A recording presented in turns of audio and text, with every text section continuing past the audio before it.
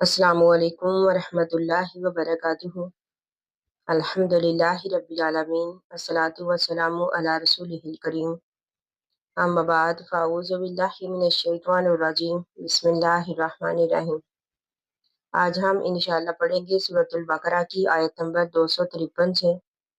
अल्लाह सुब्हान व तआला इस आयत में फरमाते हैं, तिलका रुसुलु फज़्ज़लना बाज़हुम अला बाज़िन। तिलका रुसुलु ये रसूल है, फज़्ज़लना हमने फजीलत दी। अब फज़लना में नून जो है इसका मुतकल्लम का सीगा, इससे मुराद हम। फज़लना हमने फजीलत दी बाज़हुम इनके बाज़ को अला बाज़िन बाज़ पर। अल्लाह ताला फरमाते हैं ये सब रसूल है, हमने इनमें से बाज़ को बाज़ पर फजीलत दी। कुरान मजीद ने एक दूसरे मकाम पर भी इसे बयान किया, वलक़द फ़ज़्ज़लना बाज़न नबिय्यीना अला बाज़िन, कि अल्लाह सुब्हान व तआला फरमाते हैं हमने बाज़ नबियों को बाज़ पर फजीलत अता की है। इसलिए इस हकीकत में तो कोई शक नहीं।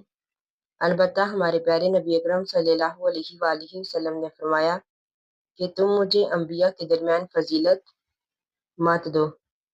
इसके बाद अल्लाह ताला फरमाते हैं मिनहुम इनमें से, यानी इन नबियों में से मन कुछ ऐसे हैं, कल्लमल्लाहु जिनसे अल्लाह ताला ने कलाम किया, व रफ़ा और बुलंद किए बाज़हुम इनके बाज़ के दराजातिन दर्जे, व आतईना और दिए हमने। अल्लाह ताला फरमाते हैं व आतईना और दिए हमने ईसा इब्न मरियम ईसा अलैहिस्सलाम को अलबय्यिनाती रोशन दलाइल वाज़िया निशानियाँ। इससे मुराद वो मौज़े जो हज़रत ईसा अलैहिस्सलाम को दिए गए। व अय्यदनाहु और मदद की उसकी। अब अय्यदनाहु में हु की ज़मीर जो है हज़रत ईसा अलैहिस्सलाम की तरफ जाती है। अल्लाह ताला फरमाते हैं कि हमने उसकी मदद की बिरूहिल कुदस रूहिल कुदस के साथ। इससे मुराद हज़रत जिब्राइल अलैहिस्सलाम। वलो शाअ अल्लाहु अगर चाहता अल्लाह ताला मक़ततला ना लड़ते, यानी माँ का मैनी नहीं नफ़ी के लिए आया है। मक़ततला ना लड़ते अल्लाज़ीना लोग मिन बादिहिम बाद इनके। अब हिम से मुराद अंबिया।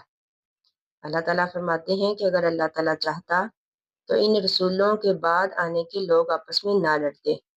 मिन बादी बाद इसके मा जाअतहुम के आ चुके उनके पास अलबय्यिनातु रोशन दलाइल, यानी जब उनके पास रोशन दलाइल आ गए तो अगर अल्लाह ताला चाहता तो इसके बाद लोग आपस में ना लड़ते। वलाकिन इख्तलफू लेकिन उन्होंने इख्तिलाफ किया। फमिनहुम बस उनमें से मन कुछ ऐसे थे आमाना जो ईमान लाए, वमिनहुम और उनमें से मन कुछ ऐसे थे काफरा जिन्होंने कुफर किया।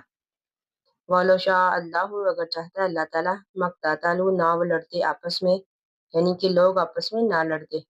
वलाकिन अल्लाह लेकिन अल्लाह ताला यफ़अलु करता है मा युरीदु जो वो चाहता है।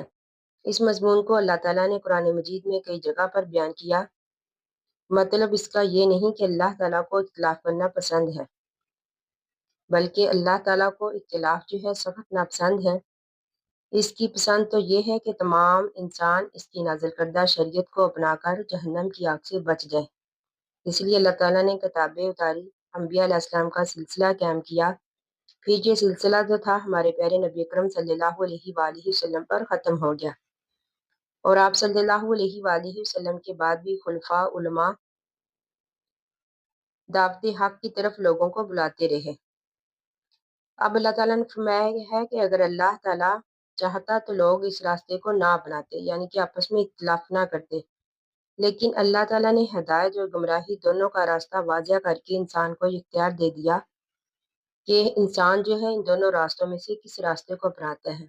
जैसे कि अल्लाह ताला ने बार बार कुरान मजीद में फरमाया कि ज़मीन आसमान के बनाने का मकसद, लोगों के पैदा करने का मकसद अल्लाह ताला का यही है कि अल्लाह ताला देखे कि लोगों में से कौन अच्छे अमाल करता है और कौन नहीं। इसलिए अल्लाह ताला ने इंसान को ये इख्तियार दे दिया कि इंसान किस रास्ते को अपनाता है।